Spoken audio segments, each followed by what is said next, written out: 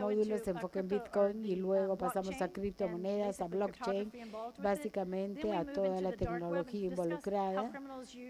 Y luego entramos a la parte de cómo se utiliza la tecnología en distintos entornos. Y luego también tenemos un módulo en el análisis forénsico. Ustedes pueden hacer preguntas acerca de esto y esta información está disponible. Muchas gracias. Muchas gracias, Teresa, por la información. Thank you very much, Teresa, for your information. It is a very concern what's going out in our country with the haber hecho esa investigación que realizas a través de Bitcoin, de criptomoneda y blockchain puede coayudar a hacer quizás un seguimiento a estas transacciones que tienen un grado de corrupción. Y creo que sí, es importante coordinar con nuestros países para ver la manera de colaborar. Como lo manifestaste, la investigación ha sido totalmente a través del Internet. Pero cada uno de nuestros países, cuando entra a un proceso judicial, piden la prueba. La pregunta es, ¿la prueba nos lo darán los otros países?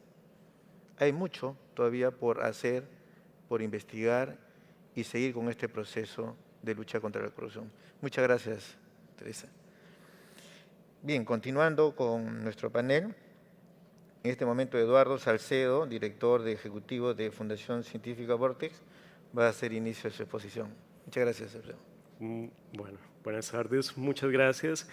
Quiero agradecer muy especialmente, obviamente, a la Contraloría General de la República.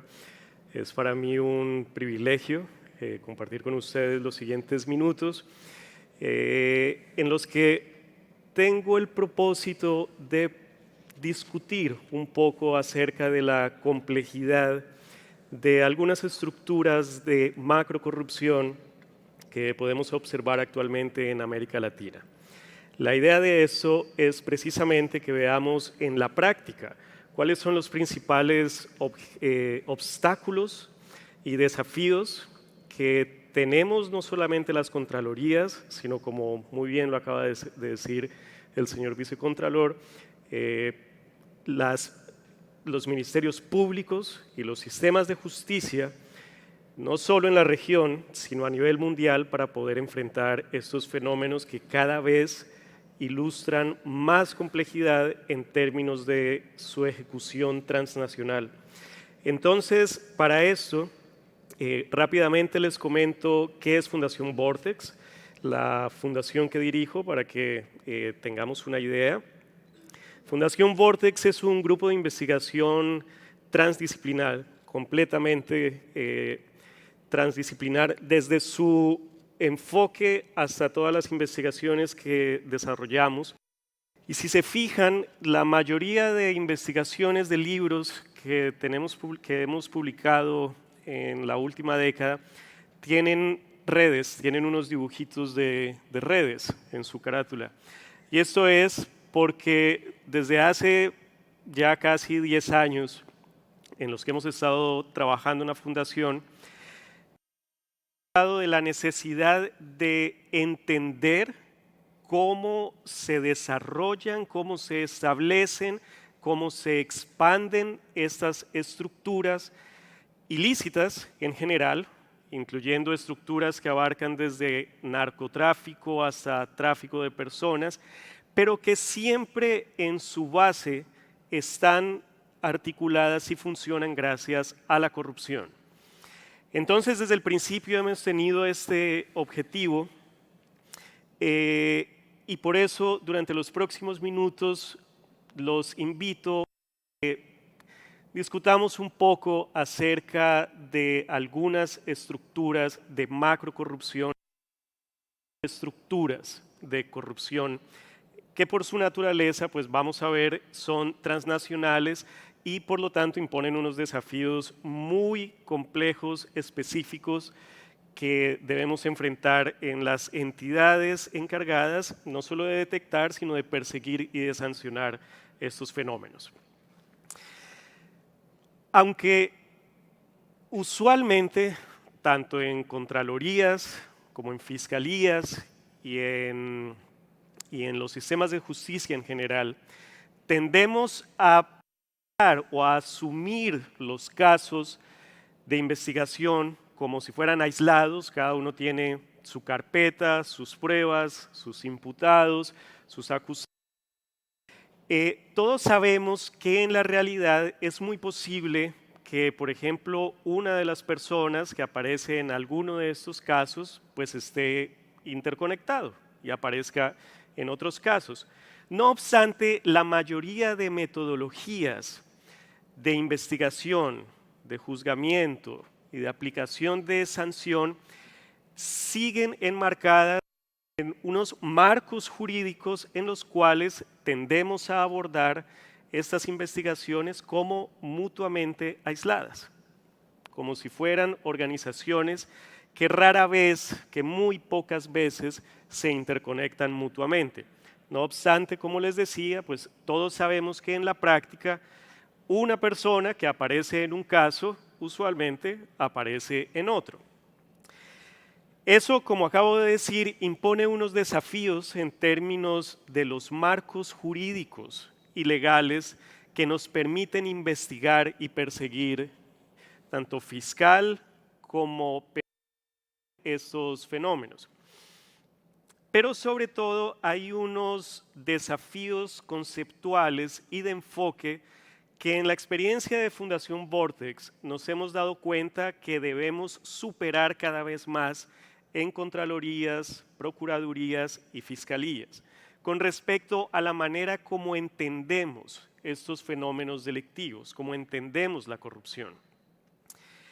Entonces todos sabemos que en la práctica estas estructuras consisten de una diversidad muy amplia de agentes.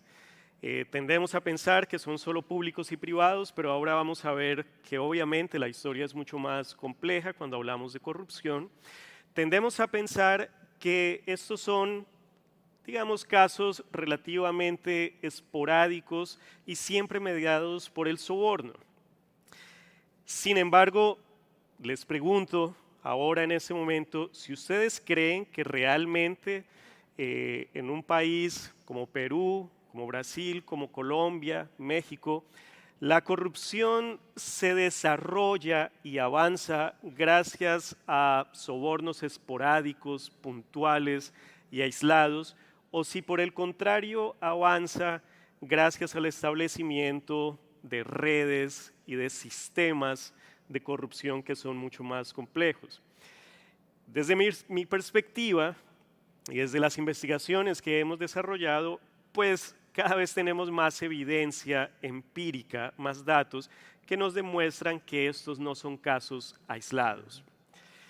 Para eso, para que entendamos qué tan poco aislados son estos casos de corrupción, vamos a discutir tal vez el caso de corrupción más grande del que se tiene información, datos judiciales empíricos hasta la fecha, no solamente, tal vez no solamente en la región, sino a nivel mundial, que es un caso con el cual lamentablemente en Perú estamos muy familiarizados por sus repercusiones políticas, y es Lavallato. Para eso entonces vamos a revisar un poco la naturaleza de la estructura Lavallato, acerca de cómo funcionó, cómo opera y cómo se ha podido expandir. Como les decía hace unos minutos, muchas veces cuando hablamos de corrupción tendemos a pensar en esta, digamos, definición tradicional en la que solo interactúan dos tipos de agentes, el privado y el público. Entonces, pues, según los conceptos tradicionales, la corrupción consiste básicamente en un soborno que paga un funcionario, un empresario, para obtener favores públicos y principalmente, pues cuando estamos hablando de gran corrupción, pues para obtener principalmente contratos. No obstante, muchos de nosotros aquí ya sabemos que Lavallato no solo consistió en unos sobornos que unos empresarios pagaron. Para esto, para entender cómo empieza a aparecer una mayor complejidad en términos de financiamiento electoral ilícito, en términos de lavado de dinero, pues vamos a reconstruir muy rápidamente esta dinámica. Aquí en esta diapositiva Tenemos entonces la idea tradicional de un empresario que paga un soborno. El empresario tiene recursos, amplios recursos, y el funcionario público, que en este caso va a ser un directivo, puede ser de suministros o de compras en Petrobras, en Brasil, pues ese funcionario tiene la capacidad para decidir acerca de quién va a acceder a estos contratos. Entonces, pues según la idea tradicional, lo más común es que el empresario pague al funcionario público para obtener estos favores. No obstante, como algunos sabemos, Lavallato se desarrolló años, de hecho más de una década. Eso quiere decir que el esquema de corrupción fue muy estable, muy permanente. Y no podría haber continuado, no podría haber sido así de permanente si el empresario, en este caso, luego vamos a ver si las empresas hubieran tenido que pagar nuevamente sobornos y establecer nuevamente confianza cada vez que cambiaba un directivo de Petrobras. Entonces es necesario esquema buscar un método que le garantice más estabilidad. Y por eso entonces aparece un nuevo actor, que son los partidos políticos, y principalmente el partido de gobierno. Porque los partidos políticos van a tener más estabilidad y van a poder influir en las decisiones de quién es el directivo de la entidad, de la empresa pública. Entonces, independientemente de la persona que está ocupando el cargo directivo en Petrobras, independientemente de quién sea, a través de los partidos políticos se logra cooptar la institución, el cargo, ya no solo la persona. Entonces, obviamente, ahí ya tenemos tres actores. Ya tenemos partidos políticos y funcionarios públicos elegidos por elección, elegidos a cargos populares. Y sin embargo, aparece otro nivel de complejidad, porque aparece alguien que es experto en movimientos financieros y les dice, ustedes no pueden pagarse directamente sobornos tan millonarios, pues porque los van a detectar, porque ustedes van a tener que justificar cómo aparecieron con una casa avaluada en millones de dólares si su sueldo no es suficiente, no les alcanza para eso. Entonces aparece esta persona, que en el caso de Lavallato Brasil es el doleiro, es un experto en movimientos legales como ilegales de divisas, y el doleiro les va a decir, no, ustedes no van a pagar directamente, sino que lo que van a hacer es pagar por medio mío. Es decir, primero le pasan el dinero al doleiro y el doleiro se va a encargar de mover esos pagos a través de múltiples cuentas y empresas, no solamente en Brasil, sino alrededor del mundo.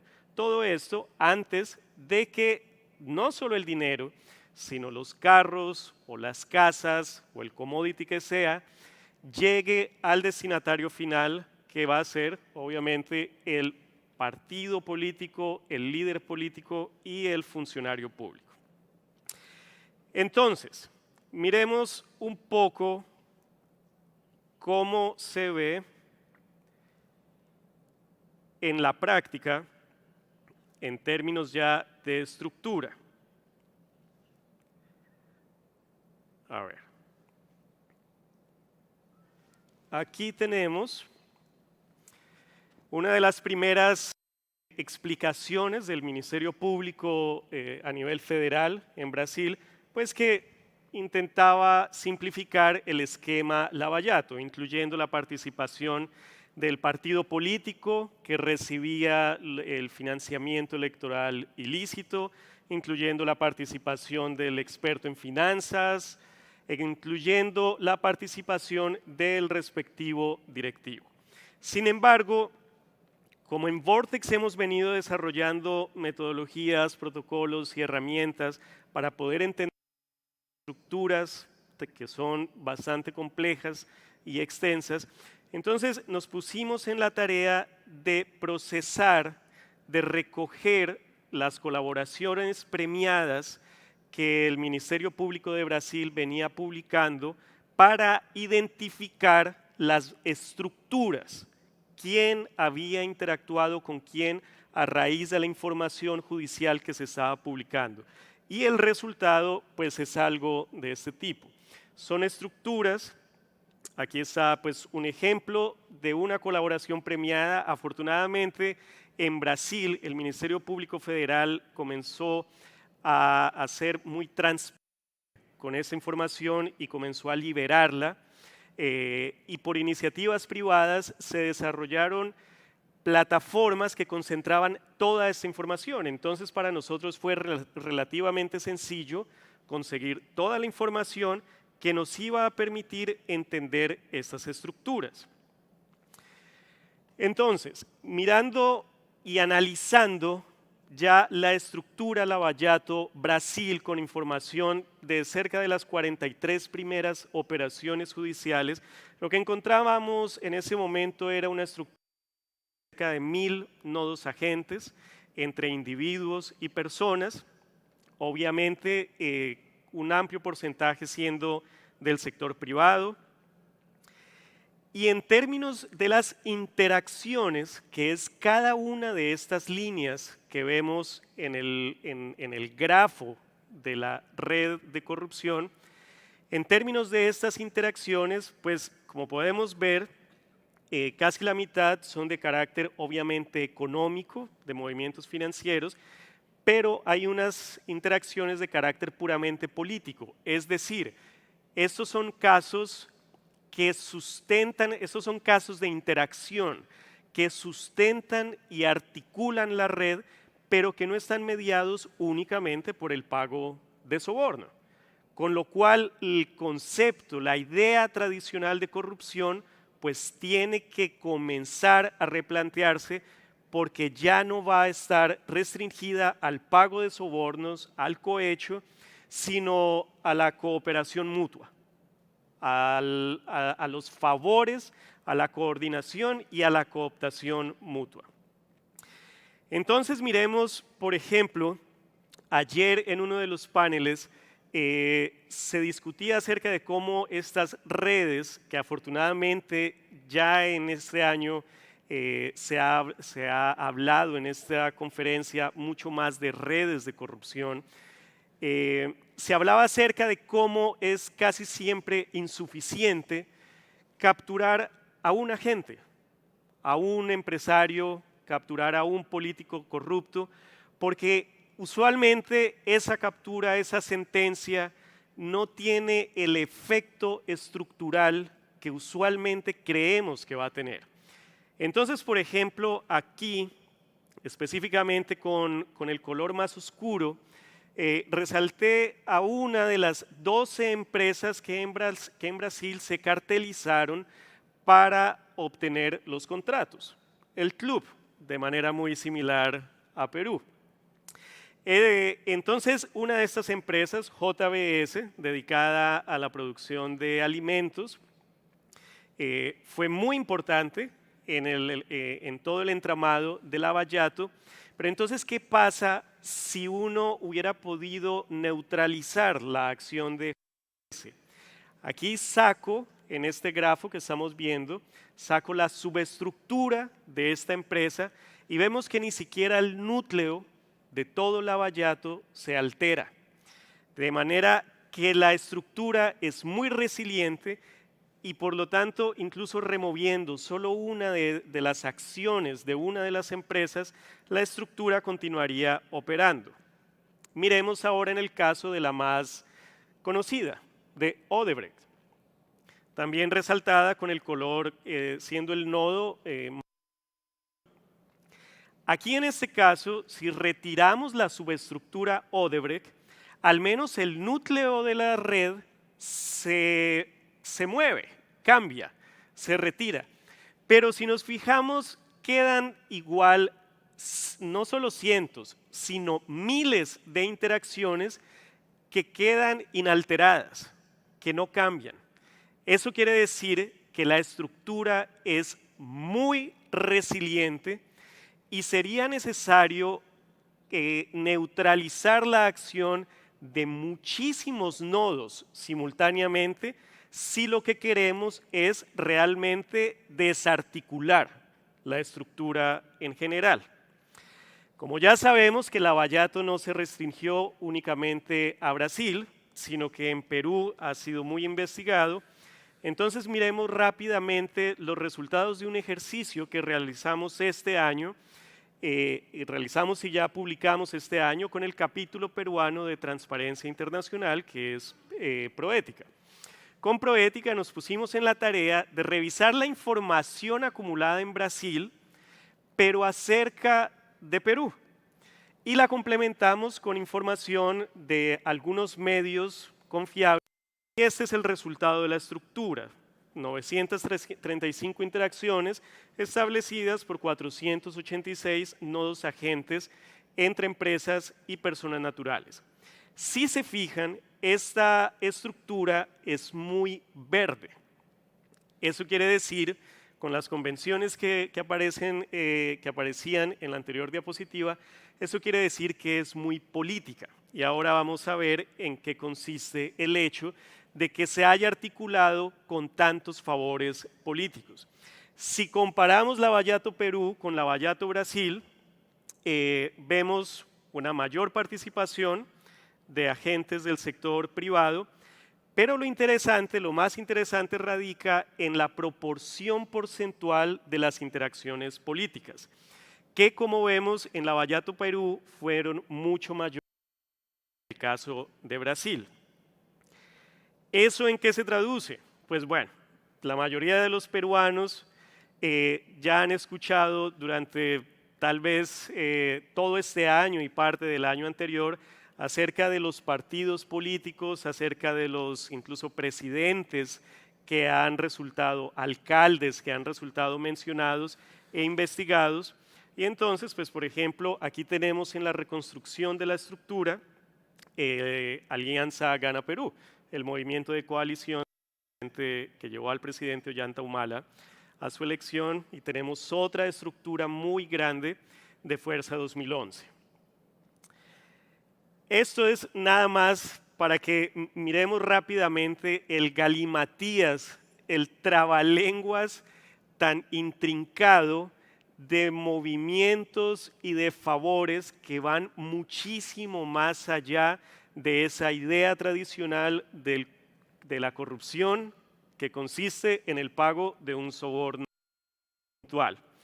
Esto obviamente, pues ¿en qué se ha traducido? Todos sabemos, ya todos conocemos aquí en Perú la crisis institucional tan dramática que se viene viviendo desde el año pasado, con básicamente las últimas 4 administraciones presidenciales investigadas en prisión preventiva. Actualmente, bueno, 4, pues debemos ya excluir el lamentable caso de Alan García, quien, como algunos no saben, cometió suicidio el día que se le dictó prisión preventiva por las investigaciones realizadas acerca de estos casos de Lavallato. Entonces tenemos por un lado Perú y tenemos por otro lado Brasil. El análisis que estamos desarrollando en este preciso instante en Vortex consiste en reconstruir la estructura a nivel transnacional, centralizando toda la información de Brasil.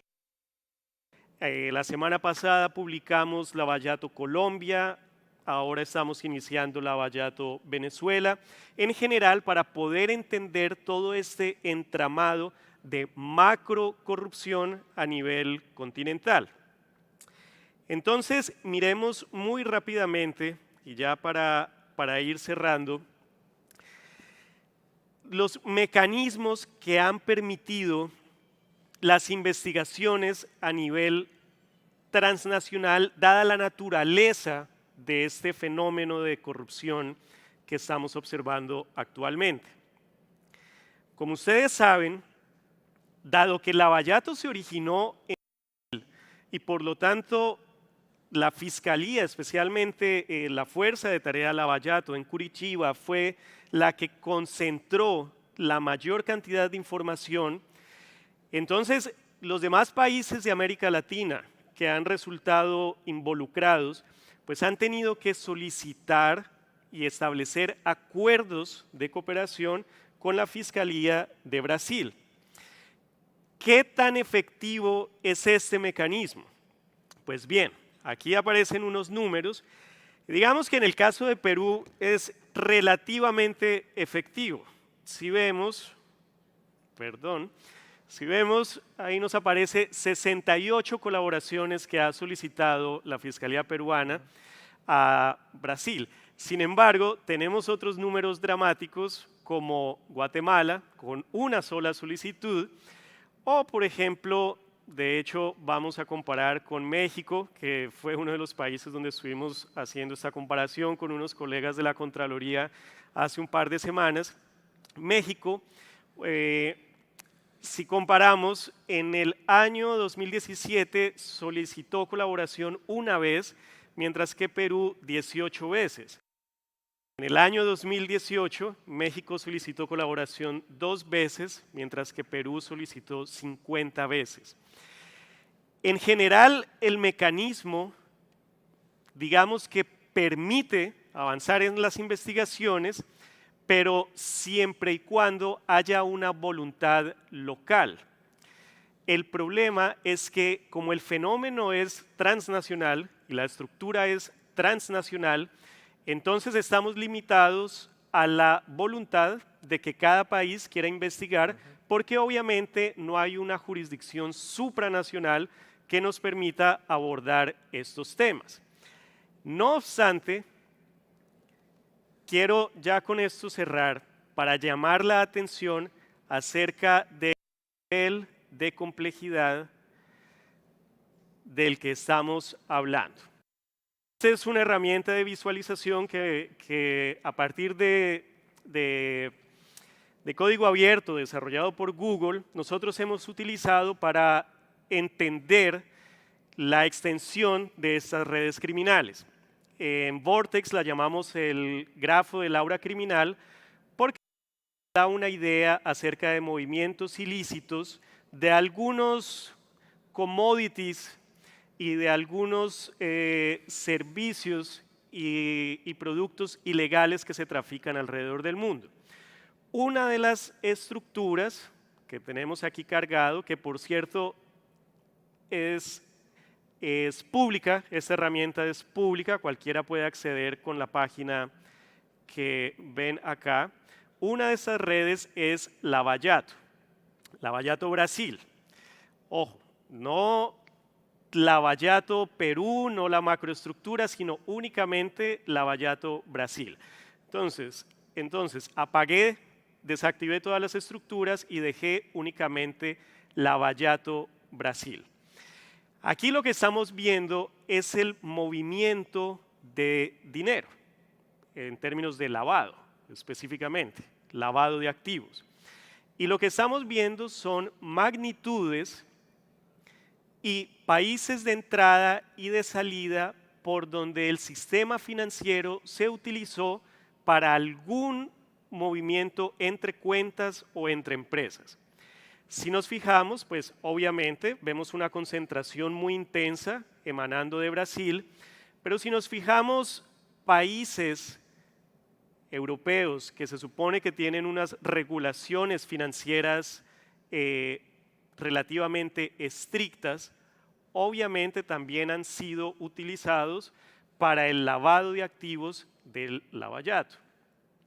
Si nos alejamos, pues obviamente vamos a encontrar países asiáticos, algunos lugares cuyas jurisdicciones son muy particulares en el Pacífico, y en general lo que vamos a ver es un movimiento exageradamente transnacional que supera por mucho la capacidad de las instituciones domésticas que existen actualmente en nuestros países, incluyendo contralorías, incluyendo procuradurías y fiscalías. Entonces, con esto quiero cerrar básicamente dejando esta pregunta. ¿Cuál es el tipo o cuál es la arquitectura de instituciones que deberíamos idear para poder en el mediano plazo enfrentar estos fenómenos que, como ya les dije, no solamente superan las capacidades institucionales y técnicas, sino que usualmente incluso resulta que exceden, los marcos jurídicos y procedimentales de los países. Yo creo que con eso entonces ya cierro. Gracias. Muchas gracias, Eduardo.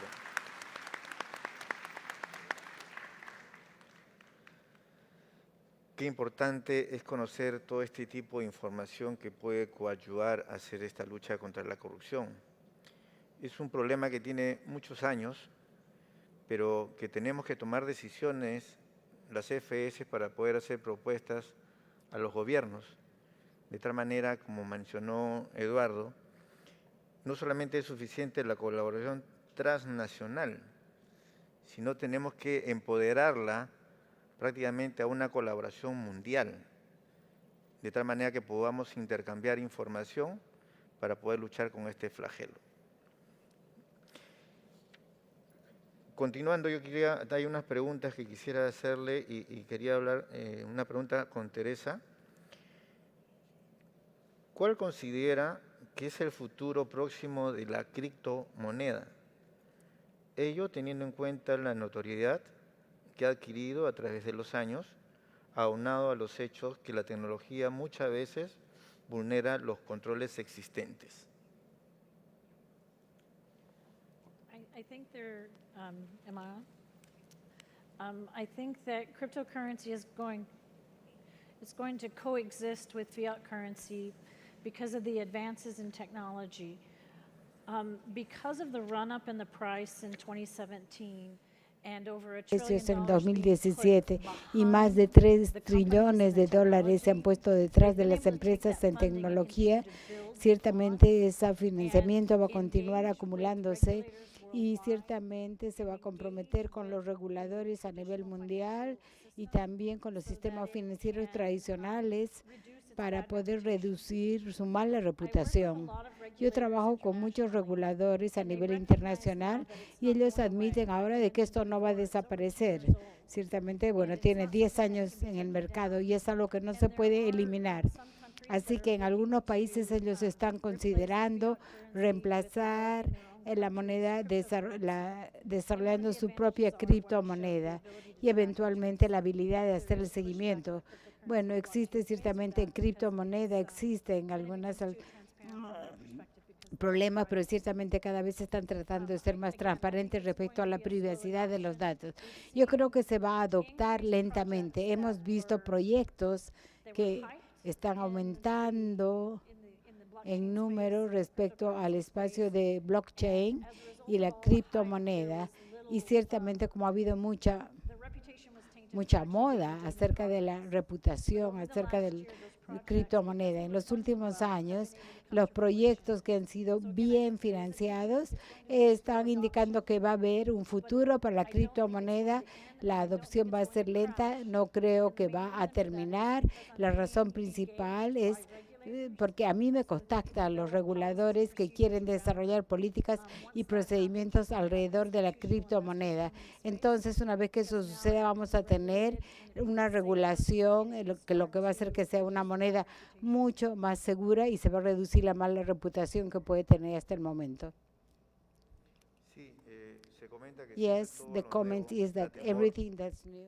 Y lo que tenemos que ver en cada uno de los países quizás es qué tipo de controles deberíamos aplicar a este tipo de transacciones que se hacen a través del Internet.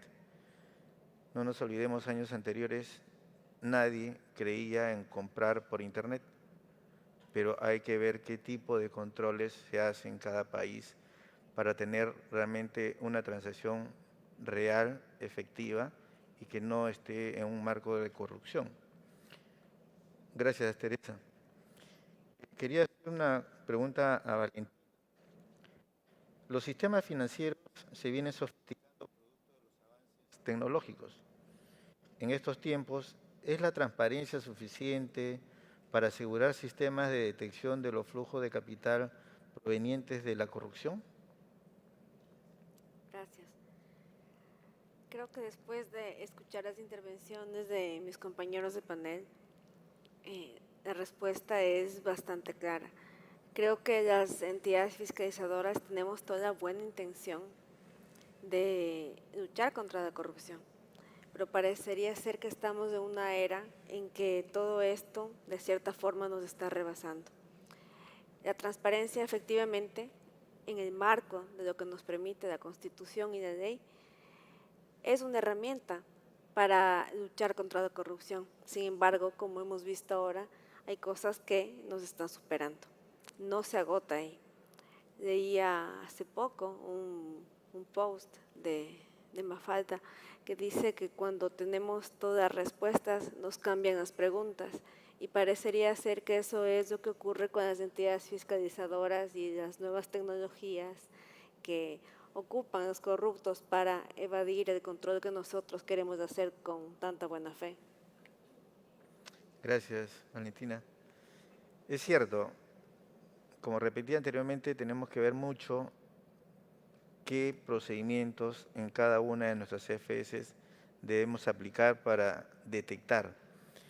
Y tenemos que hacer una combinación, tecnología, conocimiento, experiencia. Ya se habló de inteligencia artificial, estamos hablando de criptomoneda, de una serie de información que muchas veces los auditores desconocemos. Y lo que tenemos que es perder ese miedo y ese temor y comenzar a hacer un trabajo de mayor investigación, más puntual, para poder luchar contra esta corrupción. Y un poco quizás devolviendo pregunta con pregunta a Eduardo, casualmente con toda esta investigación que nos ha mostrado, es un poco ver qué perspectiva tiene Borders a través de todo su trabajo de investigación y lo que hoy día nos ha mostrado sobre cuáles serían los retos que se avecinan para las entidades fiscalizadoras de control en cada una o en nuestras regiones, de tal manera que podamos combatir esta corrupción. Exacto. En el corto plazo yo creo que uno de los principales desafíos consiste en lograr mayor integración, no solamente en términos de compartir experiencias, sino incluso en términos de conformar fuerzas de tarea o grupos de investigación conjunta que permita a contralores de varios países articularse no esporádicamente, como sucede actualmente, en un evento, en un viaje, en una misión para solicitar información, sino permanentemente en grupos de trabajo que aborden casos que son transnacionales en su naturaleza y que si se siguen abordando de manera aislada cada país, pues no se obtiene ningún resultado certero o estructural en términos de la complejidad de las estructuras que vimos. Entonces, en el corto plazo, y sobre todo para comenzar a explorar arreglos institucionales más estables, el primer desafío y el primer paso sería conformar estas fuerzas de tarea, estos grupos de investigación conjunta, al menos a nivel regional. A medida que avancemos en esa dirección, pues vamos a poder establecer arreglos institucionales mucho más permanentes que en el mediano y largo plazo nos permitan perseguir la corrupción, incluso, digamos, pensando con el deseo, incluso al nivel de cómo se persigue actualmente, por ejemplo, los delitos de lesa humanidad. Ese sería, pues, digamos, un deseo en el que estamos trabajando a medida que nosotros también desde Vortex intentamos apoyar iniciativas de articulación, no solo de funcionarios públicos, sino de ONGs y grupos de investigación a nivel regional, para promover lo que te digo, en el mediano y en el largo plazo, arreglos institucionales que aún no existen. Gracias. Sí, y yo creo resaltar el trabajo que ha hecho Vortex realmente como en el caso de Lavajato Perú, cómo se ve la incidencia política, un porcentaje bastante significativo a diferencia de Brasil. Y el tema cómo que estas transacciones se han ido viendo inclusive a nivel mundial, que se ha visto recién ahora a través de esta tecnología, el correlato y el seguimiento que tienen, ¿no? Que es importante conocerlo para quienes hacemos control, quienes hacemos auditorías, para quienes ven la parte judicial también, porque ahí necesita mucha colaboración internacional para poder actuar efectivamente, ¿no? Tenía una pregunta para Teresa. ¿Es seguro el uso de los Bitcoin en transacciones financieras? Y si lo es, ¿por qué los bancos no implementan estos medios o dan a conocer el uso de las criptomonedas? So cryptocurrency can be safe, but you have to understand that it's related to cryptography. You have to understand the importance of private keys. Importancia de claves privadas. El riesgo más grande de la criptomoneda no es un problema de la institución. En Estados Unidos, si yo voy a un banco y hago una transacción, y sin embargo el chico que tiene mi tarjeta cuando compro una pizza, por ejemplo, va a comprar y con la misma tarjeta, pero el banco va a proteger mi dinero, que se supone que eso es lo que tienen que hacer. Pero ciertamente la criptomoneda no quiere atacar las instituciones financieras. Pero si se te pierde el dinero, desaparece. Puedes pedir que le hagan un seguimiento al punto final, pero recuperar la criptomoneda es realmente muy difícil. Probablemente no vas a poderlo recuperar. Por eso es que cuando trabajamos con los reguladores tratamos de tener esta regulación para que el consumidor pueda quedar protegido cuando esté utilizando la criptomoneda. Cuando se usa en una entidad que no está regulada, uno necesita entender cuál es el aspecto de la privacidad y ciertamente asegurarnos de que no vamos a perder la llave privada que te entregan. Uno de los ejemplos que yo doy en mis presentaciones, hace años hubo un informe sobre Bloomberg.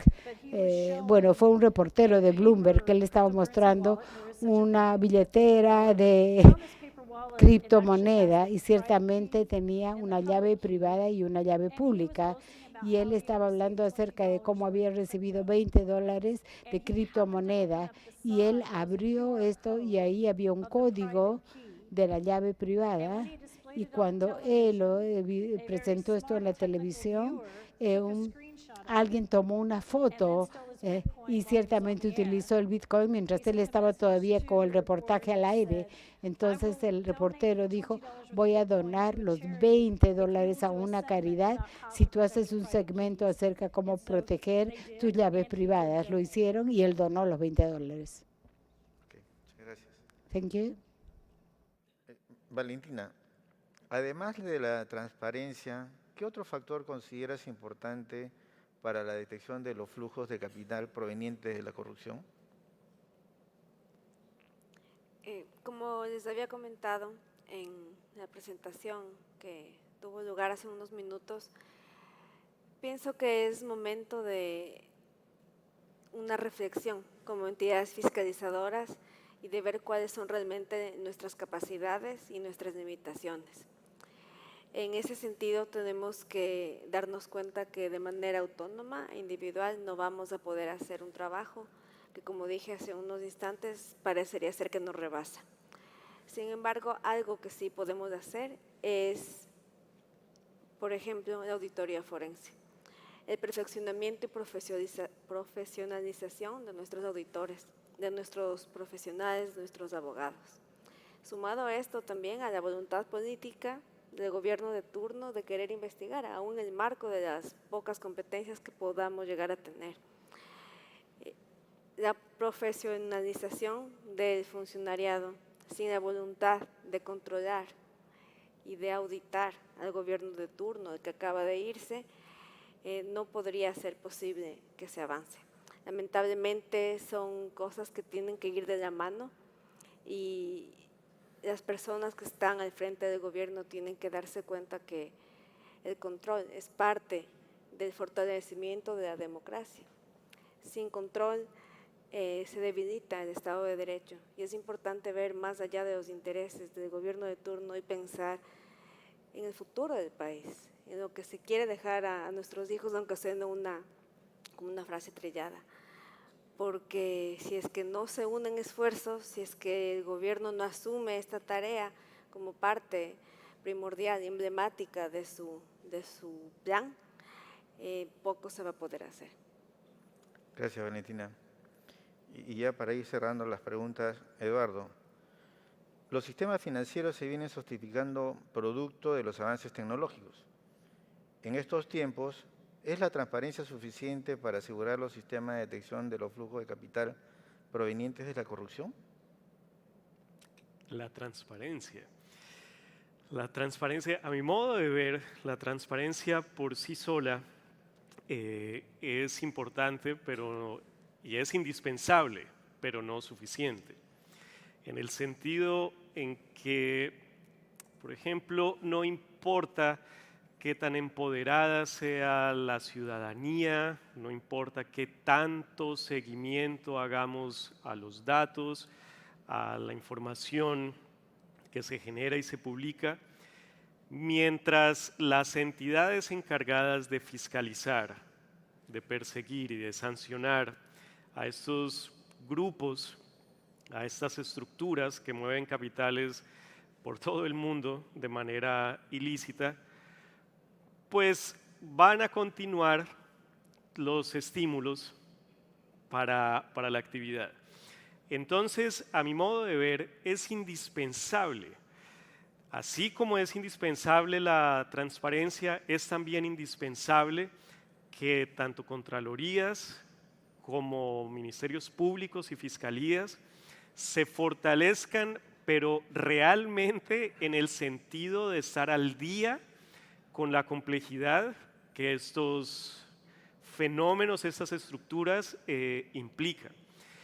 Lamentablemente en nuestros países, en el mejor de los casos, adoptamos una ley, modernizamos una entidad en términos de comprar, digamos, programas, software, de comprar mejores equipos, hardware, pero siempre continuamos encerrados en nuestras jurisdicciones domésticas.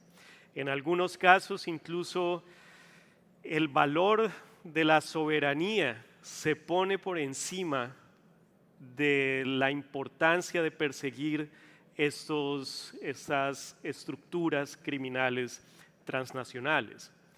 Entonces, mientras no demos el paso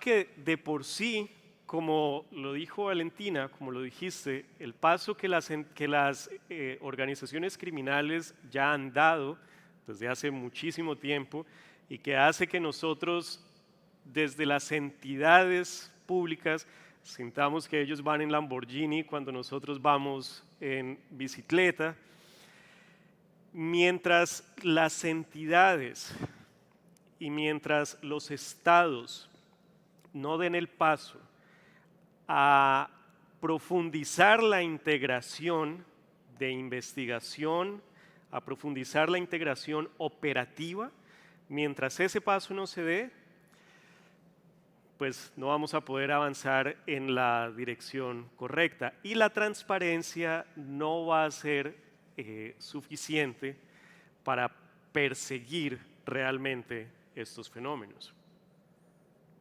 Muchas gracias. Okay.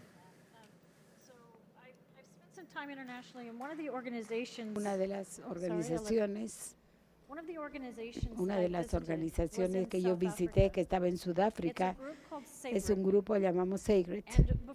Y antes había un grupo de 4 bancos para instituciones financieras de Sudáfrica que se juntaron para compartir la unidad de inteligencia artificial. Cuando llegamos ahí tenían una sala con 50 personas que estaban muy interesados de escucharnos porque ellos reconocían que habían sido expuestos a la criptomoneda. Lo que fue interesante es que realmente habían 14 instituciones financieras que se habían juntado a lo largo de Sudáfrica para compartir la información de inteligencia artificial. Todos eran muy amigables y ciertamente estaban trabajando juntos y esto me sorprendió mucho, pero ciertamente esa puede ser una idea que podemos explorar y adoptar. Algo a lo que también he estado expuesta en el último año ha sido las asociaciones público-privadas en Estados Unidos con agencias de la ley federal y también comunidad de la institución financiera. Tienen una conferencia anual en distintas regiones en Estados Unidos y yo pude atender a una en Washington, D.C.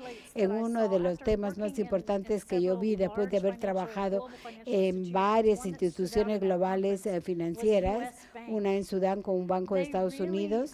Ellos realmente abrazaron la oportunidad de trabajar con las entidades policiales federales de Estados Unidos para los controles de lavado de activos y fraude y desarrollaron una buena relación trabajando con ellos y ellos han empezado a consolidar esa relación cuando esa relación es necesaria, ha sido desarrollada y luego cuando viene un caso ellos ya cuentan con la comunicación, ya saben qué personas están a cargo y pueden trabajar de manera conjunta. Me sorprendió mucho para ver que esto era muy eficiente. Mi experiencia en las instituciones financieras ha sido que ellos hablan mucho acerca de lavado de activos, pero no hacen nada al respecto. Pero en este caso de Banco de Estados Unidos y otros casos me sentí que realmente ellos estaban haciendo buenos resultados a partir de esa colaboración. Antes de irnos, yo quisiera hacer un comentario. Habiendo hecho la investigación y trabajando en muchos de estos casos de lavallato y estando en una conferencia donde hay muchas instituciones de control, el país debería considerar, no sé cuál sea la ley acá, pero ciertamente se debería desvelar las compañías tipo escudo para poder entender cuáles son los propietarios de estas compañías fantasmas. Esto es clave y ciertamente estas van a ayudar a muchas investigaciones en las que yo he trabajado. Quería dejarles ese comentario. Muchas gracias, Teresa. Thank you, Teresa. Antes de concluir, Before we el finish, 2 de junio salió una publicación en gestión aquí en Perú donde nos indica que el Perú es el tercer país que está utilizando criptomonedas en Latinoamérica después de Venezuela y Colombia. Entonces, el interés de prepararnos ante este reto que pide mayor control. Y quiero concluir indicando que la corrupción no es el problema de una sola nación, ni puede una nación resolver este problema por sí solo. Se requieren sólidas políticas internas y colaboración entre los países. La recompensa será un sinfín de beneficios económicos, sociales, políticos, y entre ellos la reducción de la desigualdad, que es la que genera toda esta corrupción. Quiero agradecerles por su exposición brillante y por esa información que nos permite a nosotros también tomar decisiones y que vamos a dejarla luego en las conclusiones que hará nuestro señor Contralor. Muchas gracias y muy buenas tardes. Y al público en general, muy buenas tardes y muchas gracias por su participación.